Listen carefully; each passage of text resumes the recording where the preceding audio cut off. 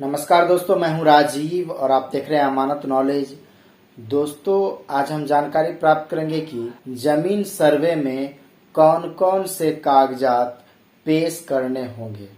तो दोस्तों, इसी को जानेंगे और जानने से पहले आप हमारे चैनल पर नए हैं तो चैनल को सब्सक्राइब कर लीजिए और बेल आइकन प्रेस कर दीजिए, क्योंकि जमीन संबंधित नॉलेजेबल वीडियो मैं आपके लिए लाता रहता हूँ। चलिए जानकारी प्राप्त करते हैं।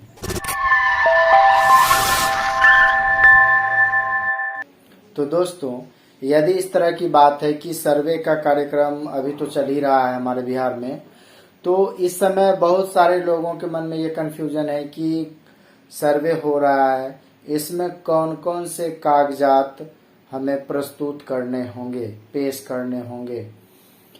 तो इसी के विषय में ये वीडियो है, इस वीडियो को पूरा देखिएगा, ठीक है दोस्तों। सबसे जो पहला दस्तावेज है वह है खतियान या केवाला।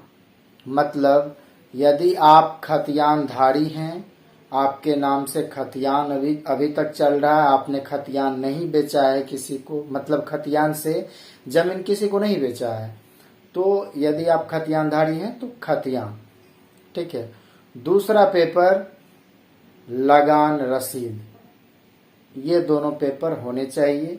तीसरा पेपर आधार कार्ड। यदि उत्तराधिकारी एक से अनेक हैं तो फिर ऐसी परिस्थिति में वंशावली, ये पेपर होने चाहिए।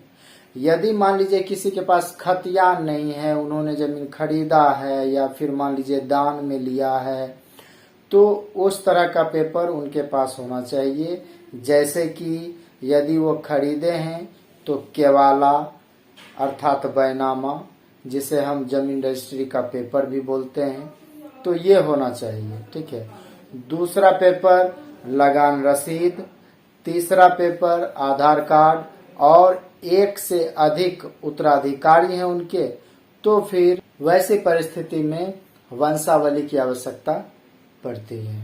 क्योंकि होता ये है कि यदि मान लीजिए किसी के पिता ने जमीन खरीदा है और वो चाह रहे हैं कि खतियान जो है हमारे जो उत्तराधिकारी हैं उनके नाम से बने, तो ऐसी परिस्थिति में उनका जो पुत्र है या फिर और भी जिन्हें वे उत्तराधिकारी मानते हैं, तो उनके लिए एक से अनेक उत्तराधिकारी हैं, तो ऐसी परिस्थिति में वंशावली की आवश्यकता पड़ सकती है।